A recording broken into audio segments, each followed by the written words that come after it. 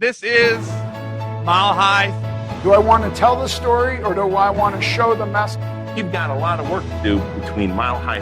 The time has come where we can know we have a responsibility, an ethical and moral responsibility. We have to do it better in order to move people along. Up, down, inside out. If you get your mind right, it is not. It is a receiver of thought. Because love is my first technique. it's now time for the show.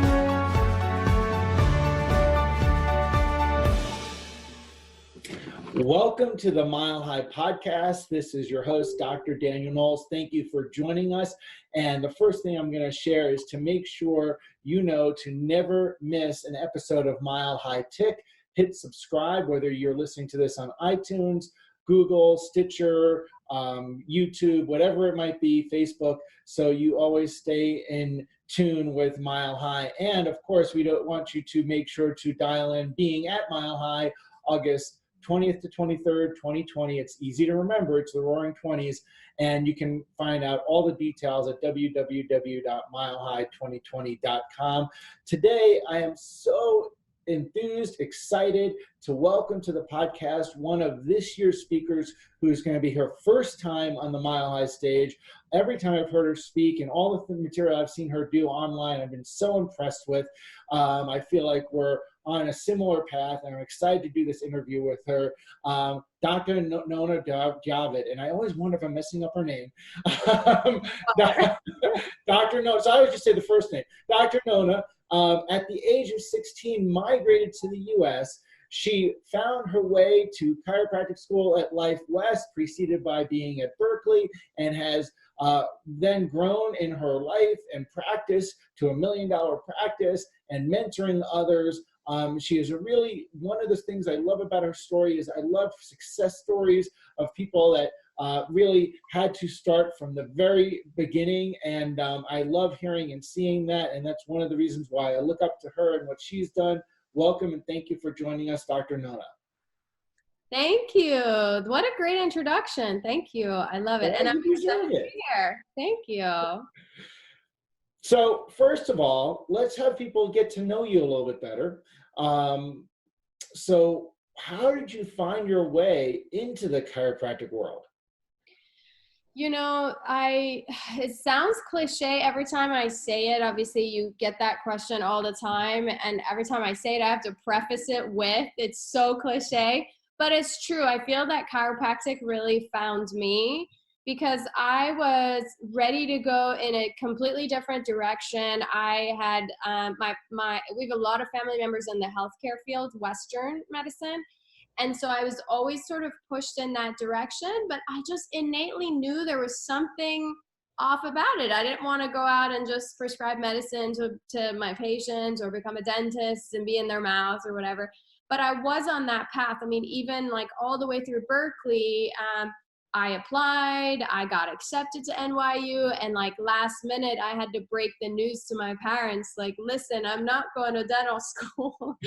I'm going to become a chiropractor. Of course, you can imagine, like, you know, it took some work to get their blessing, but it all worked out, and now they all get adjusted and everything else. But I met a chiropractor at a party that I went to, and he didn't adjust me. He cracked my neck at the party. And so I knew very little about it, but I was intrigued enough to look into it. And I remember reading Life West's like mission statement or like, you know, in their catalog. And I was like, yeah, this makes sense to me. This is where I'm supposed to be. And then I just switched everything over and ended up at Life West. Cool. Very cool. And then being at Life West, how did you find and grow into the philosophy?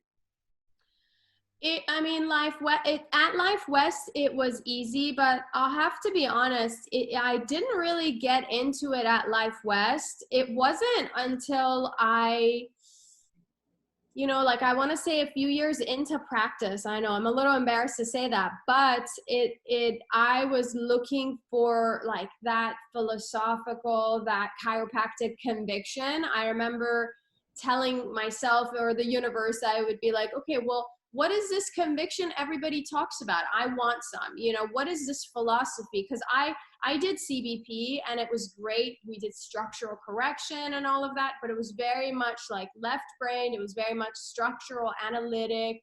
And so I definitely missed out on that philosophy a little bit, or it was just a different way of the philosophy of chiropractic. Mm-hmm. And a few years into practice, I had this patient who walked in. She came in with like acute lower back pain. We sat down, we found 30 different health problems with her. Her name's Megan. And after, I mean, I started working, she was also on a list of medications. She was taking, you know, the typical chiropractic story.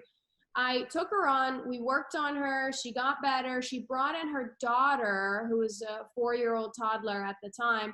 And by the time she got to my office, she'd had multiple surgeries because she was born with congenital heart defect.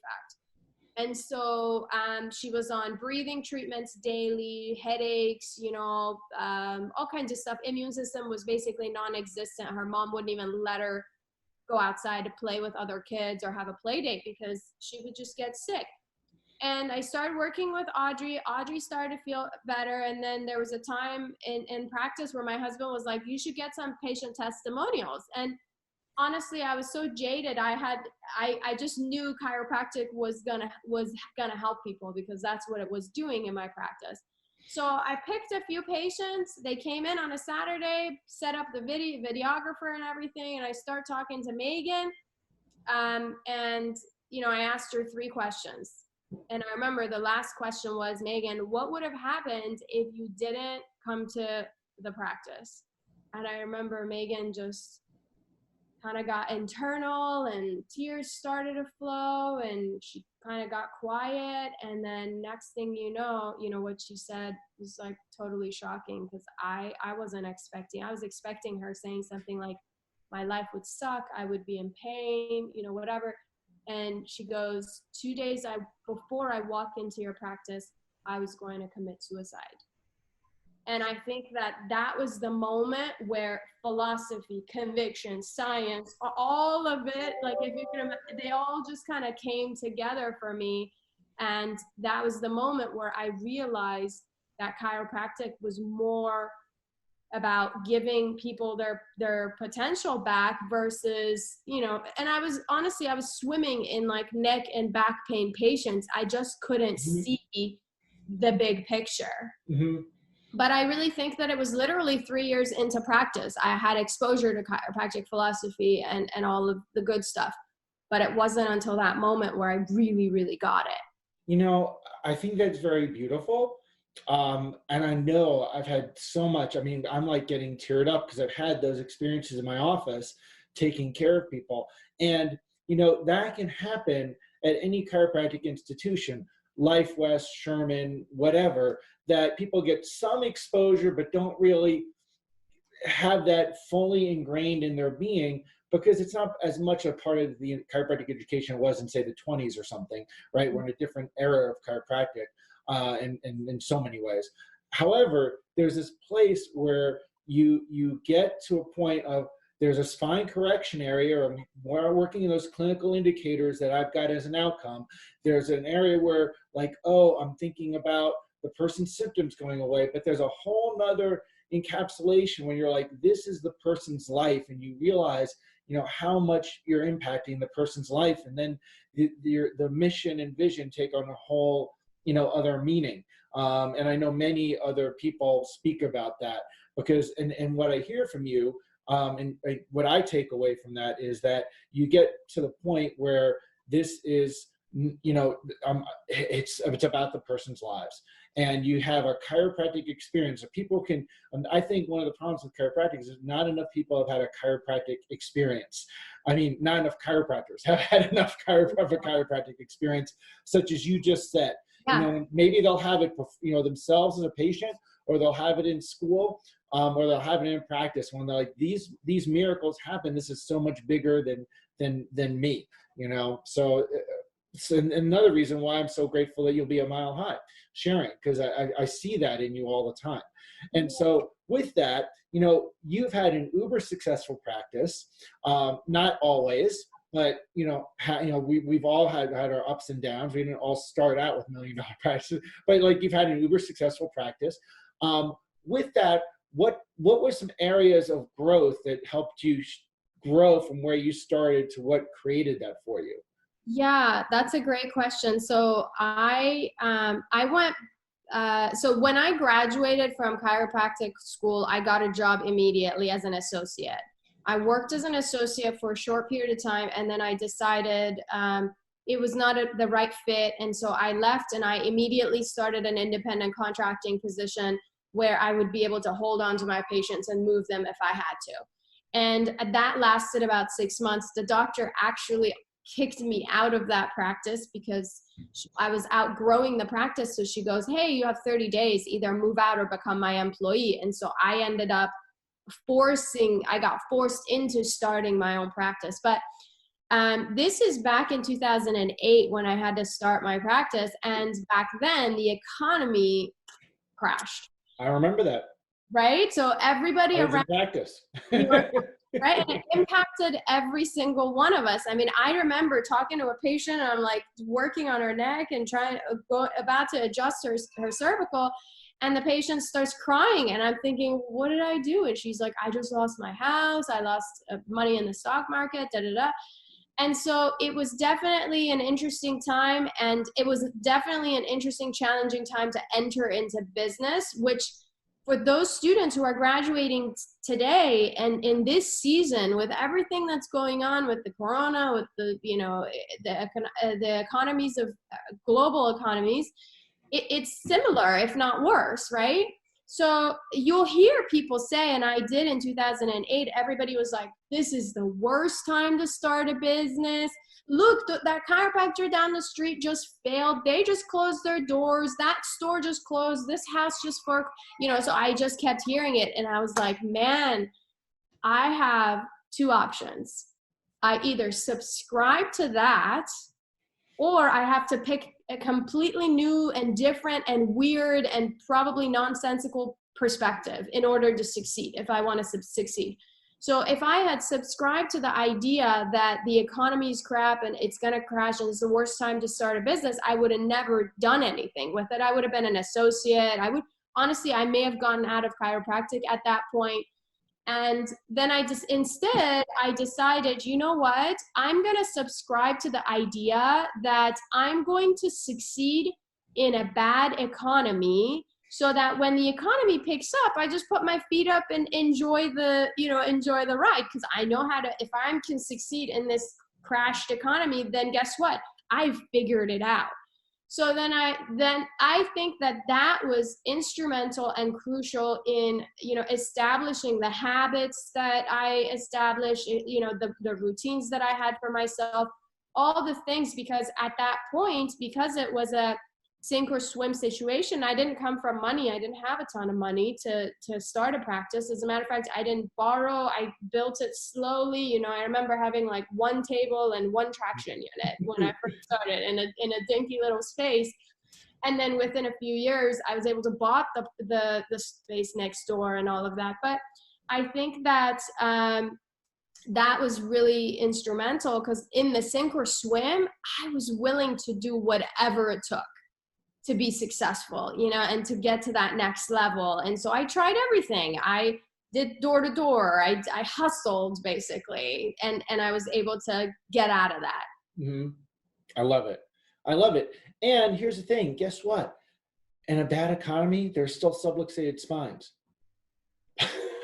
Probably more so. There's more of them. Yes. Right. So, and you're providing a solution at a time when people need it more. Like you mentioned the coronavirus, like people are more distressed right now that it's a gift to be of service and help people during this time, and shift their nerve system state to which will impact their immune system state. So now with you being at Mile High this year, why are you excited about being at Mile High? Oh, I'm so excited. I cannot wait. I have, I didn't get to go last year. I think I was pregnant or about to give birth or one of those things. But I remember I had a talk at I went to Palmer and I was talking to the students, and I already knew I was going to be talking at Mile High, I think, and the conversation came up, they brought it up, and you know, there's so many reasons why I'm excited. The speaker lineup, amazing. You know, I mean, you have done such a great job, and I know I speak for the rest of chiropractic community to say how grateful we are for what you have put together. But specifically the conversations that the students were having and how inspired they were from going to last year's Mile High. They drove, I don't know how, I don't remember now, like 11 hours or something crazy to get to Mile High, and they, you know, and what they took out of it, and they were just so fired up about it. That was the thing that was like, man, he's doing some really great things.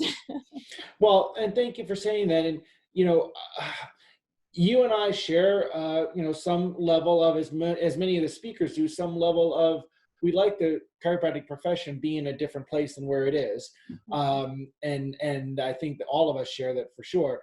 And at the same point, we know that students are the future, and we have to nurture them. And so a big part of why we even put together Mile High is really, truly the students, is that they get some exposure to philosophy, science, and art that we know they're not necessarily receiving at the level that we would like to see them receive in chiropractic school. So, and so I'm glad that you noticed that. In Palmer, there's always so many people that drive from the schools near us, you know, such as Palmer and Logan, etc. So now, one of the things that I follow your emails and your posts and blogs, and that's one of the reasons why I'm excited to have you at Mile High, because I love the content that you put out, and it speaks to me because I think really much very, very similarly. And systems, one of your recent things, you talked about systems being aligned. Why is that important? You know, because I don't know, you've probably experienced, maybe not, because you came from a chiropractic background. Your father is a great chiropractor. But I ended up early on in my career hiring practice management coaches and just kind of tapping in and seeing what systems they have and which ones I should do and whatever. And anytime I tried one, it seemed as though they were trying to fit me into a box. It was like the 3-day system, the 2-day system, the once in a lifetime opportunity system, right? There was always something. Mm-hmm. And so, and it's great from their business perspective, because it's like, I have the systems, you follow these systems, you'll be successful. And it's probably true for the person who is aligned with that system and with, you know, with say who you are, if that's what you're selling, right? If for me, I followed the systems, my practice was massively successful, but I was also burning out. I always felt there was this disconnect from the scripts I was, you know, reading off to patients, or from the way that I was doing things, there was this disconnect. So at some point, once I had this near burnout, I decided that I was going to release everything, you know, obviously with gratitude for some of the best mentors I've had in the profession.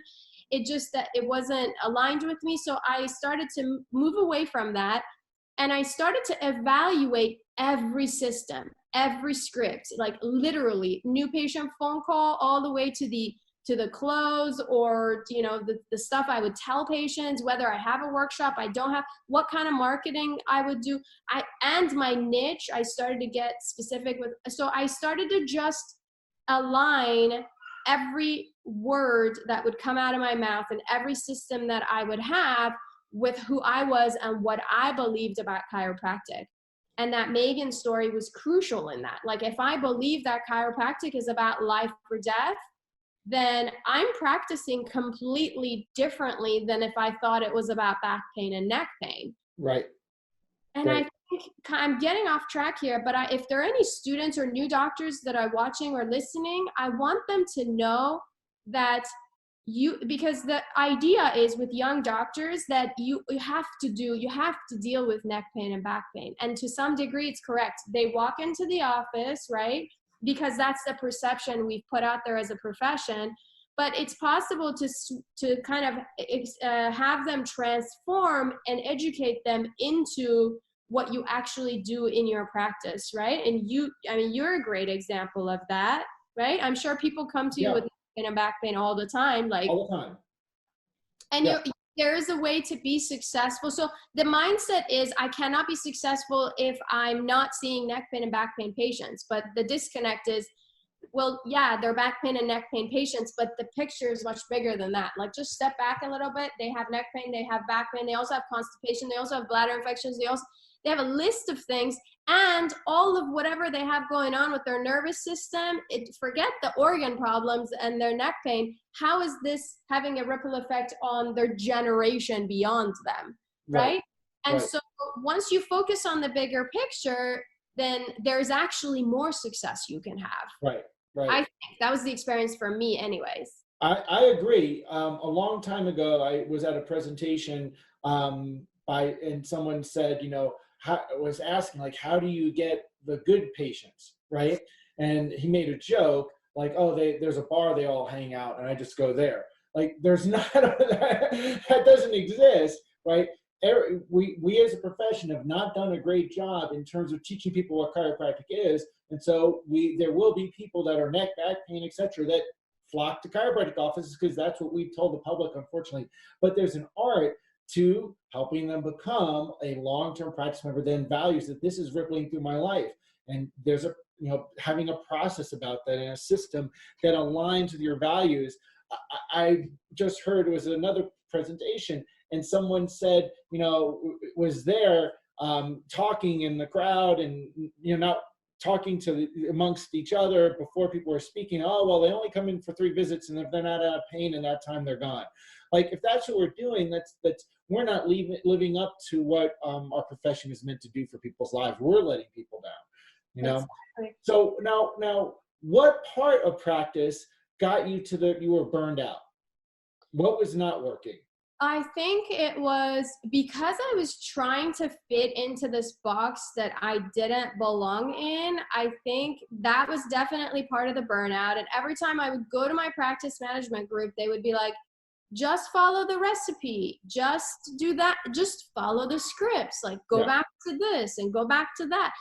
And I would, so I would feel, again, even though my practice was successful, I didn't actually increase in like the amount of money I was making once I dropped the practice management group.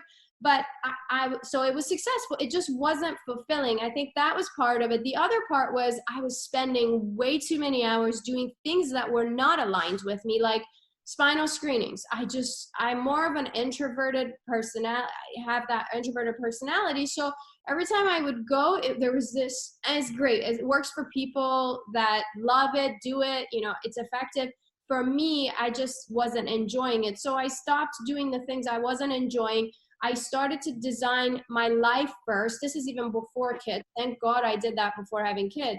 But I started to look at my life and be like, okay, well, what do I want to experience in my life? How can I live more of my life so that I can give to more life to my patients? Mm-hmm. And so I designed my life and I decided, okay, I want to work part-time. I don't want to run a Mickey Mouse operation. I want to I want to make good money. I want to serve a lot of people, what feels to me like a lot of people, what's right for me. And then, and I want to do everything based on custom for myself, how I feel about things. And so once I made that switch, that was when I started to create the part-time $1 million cash practice. And that was the process also to drop insurance, because I was like, man, I'm not in alignment with insurance. Insurance is like, I'm a chiropractor. I'm a rebel. Why would I want to, subscribe to this insurance companies that are gonna control what I do with my patients? That's not aligned with me. I literally dropped it overnight. Like, I went to my office and I was like, listen, team, we're not taking insurance anymore. I mean, I was still in network because it takes like 60 days to get out of network. Right. But it was an overnight decision. So I implemented all the changes, and over time it became, what it became. Love it. Love it. Now, how do if people want to get more Dr. Nona, how do they connect with you and learn more about you, and how do they do that? You know, I'm on Instagram a lot these days. That seems to be a good platform for me. So it's chiro.mom on Instagram, but they can also go to my website on nonadjavid.com, which I know my last name does not help these situations, but the first D is silent, but you'll put it in the Yes. notes, right? Yeah, okay, Perfect. And I think you have a mastermind coming up, or tell people about that. Yeah, there are a few ways that I help people. One is obviously private one-on-one coaching where some people really need that. Some people don't fit into the mastermind group. So with that, if you can think of practice management groups, I'm the opposite of that. I have all the systems that I did to create the part-time $1 million cash practice. They will get access to that, but I always preface it with like, I don't want you to use anything in there unless it's aligned with you. And we're meeting with them week to week and just kind of customizing everything to them. And then the other thing that we do is the other way that I can help them is with what you mentioned is the mastermind group. It's a month-to-month fee. You know, they don't have to commit to anything. We start with creating a niche all the way to systems, communication, and we try to do it as customized as we possibly can for people who are participating. And that's an ongoing enrollment. So if anyone's interested, they can message me on Instagram or reach out to me and we'll see if it's a good fit for them. Excellent. Excellent. And we will put all the links in the post that goes along with this podcast. Now, another thing that I want to ask you about is this creating a unique niche. I think it's very important. I think a lot of the things you talk about in your content is important, but tell us about the experience that you've had with that. You know, I thought that when I first started, I thought I'm going to see families. I want to have a pediatric practice. And I did. And I thought that was niche enough. And it turns out it wasn't, because even if you think in the Western medicine, like the OBs have their specialty and then pediatric is a completely different specialty, right? But I was seeing young families, so it was more broad, pregnant moms and babies and kids. And then of course they bring in their husbands. More like in the past few years, I made the switch. I remember when I first started, I had this kid who came into the office and he was on the spectrum and he wouldn't, and it was one of my first patients who I saw with some kind of a disability like that. So I wasn't very confident in actually diagnosing him, but in the back of my mind was like, there's something going on with him, like he's on the spectrum. And the mom was kind of thinking that, but I wouldn't say it, Mm-hmm. I didn't feel I had the place to say that. And so that was a big impact in my career, because even since that was for year one in practice. So since then I was like, I need to learn more about, kids on the spectrum. I need to help these kids. And there was so much noise going on that I never made the switch to see those kids, because there was always like, well, you have all these scary traction units. How are they going to do traction? How are they going to do this? What about all these other patients? They're going to come in screaming. You got to turn off the lights, all these things. And then towards the end of 10 years later, I made the switch and I created a niche for myself to see kids on the spectrum. And that was instrumental from a business perspective, even though I went from a heart place, right? I wanted to help these kids, but it turned out to be a complete new niche that nobody was doing. It turned out that I was the CBP doctor in my area. Like I was the only one or one of three or whatever at different times. But when I made the switch, I became not only the only chiropractor who works on kids on the spectrum, but also the only chiropractor who does corrective care, all this funky stuff on kids on the spectrum, right? Mm-hmm. So creating that, it just grew like wildfire. So I became really interested in how that works and other, when people create similar niches in chiropractic, like I only want to see babies or I only want to see pregnant moms. And it turns out that it's super successful. A lot of us have you read the book Blue Ocean Strategy? No, I have not. I know of it and know a little bit, but I have not read it. It's on my list. So, and I know from a philosophical perspective, we all want to serve everybody.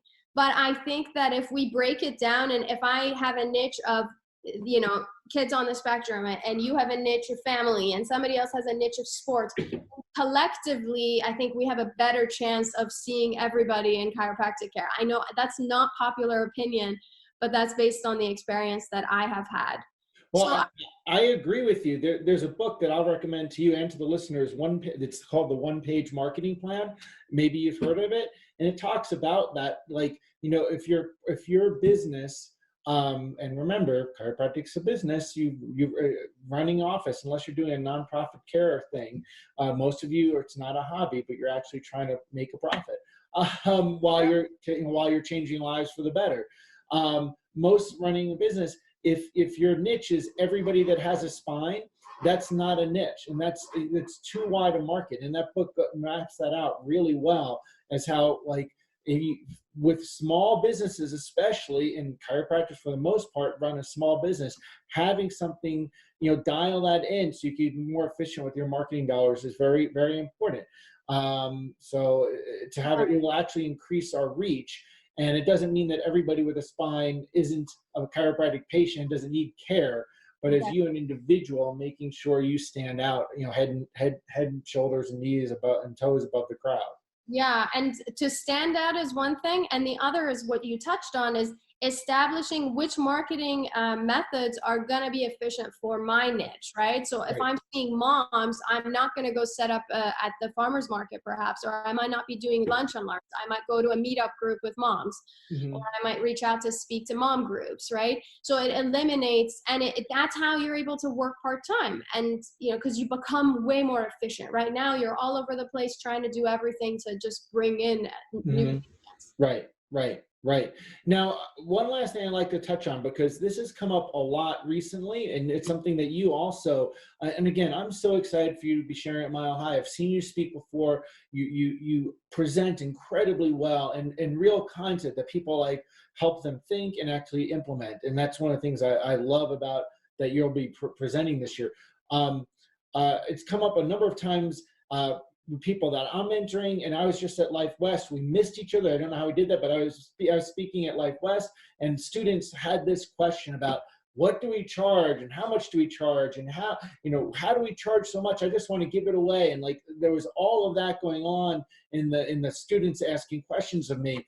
And I know you've been through lots of fee systems. I've gone through tons of fee systems over the 20 years. How do people decide what to charge for this, priceless service, chiropractic? And you're right. I started charging $25 a visit. I gave away care, then I moved on to $35 and $45, and I ended up, much higher than that. But I think that ultimately, like, if you ask, again, unpopular opinion, if you ask, an average chiropractor who's successful, they'll tell you, okay, well, take a look at what everybody else is charging around you, take a look at the economy. What are people willing to pay? And for me, again, if I subscribe to that model of thought, I'd still be charging $40, a visit in Newport Beach even, because that's what everybody around me is charging. However, I didn't subscribe to that. I subscribed to, well, one, what am I actually selling? I'm not selling neck pain and back pain. I'm selling like life potential. So that is valuable. I'm selling a nervous system that functions, that can kill off coronavirus, or whatever. So how much value are you actually bringing in to your patient? So what is it that you're selling? The one step beyond that question, I guess, what are you really selling? And then the other is, what are you willing to pay for an adjustment for yourself?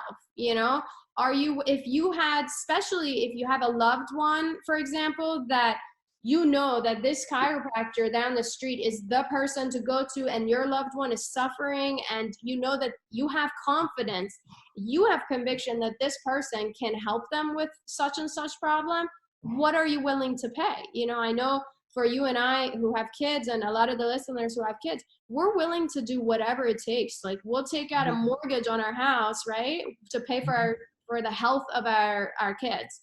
So what would I be willing to pay? And so consider that.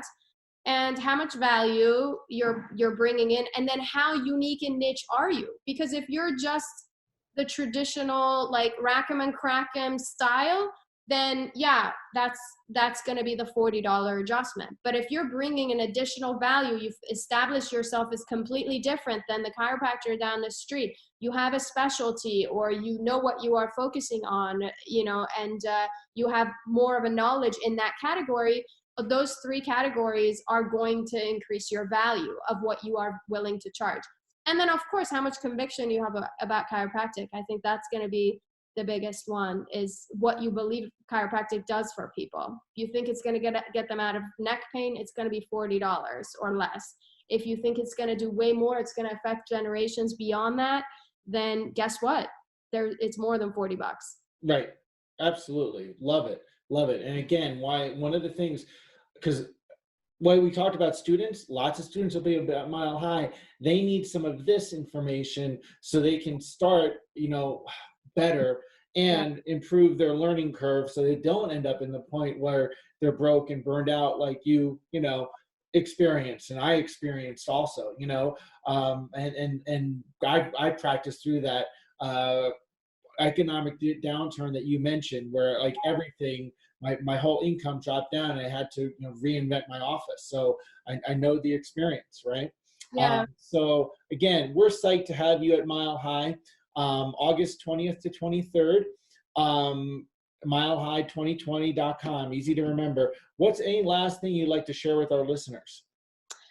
Well, you brought up the students. I just want to tell them that, you know, we are only born with two fears: fear of falling when you're a baby, not failing, but falling, but also fear of loud noises, and that's it. So every other fear that you have that prevents you from starting a practice, you know, doing it your way, or charging a certain, all of that is just a subluxation in between your ears. Love it. Love it. And I'll tell you, one of the things about being at Mile High is taking care of the subluxations that are between the ears. So thank you for joining us today. I know this is going to be one of people's favorite podcast episodes. And make sure you dial in to be there in August for Mile High. Rise up with us and impact the profession, impact your community, impact lives of students. We look forward to seeing you there, and keep changing spines and lives and minds with chiropractic.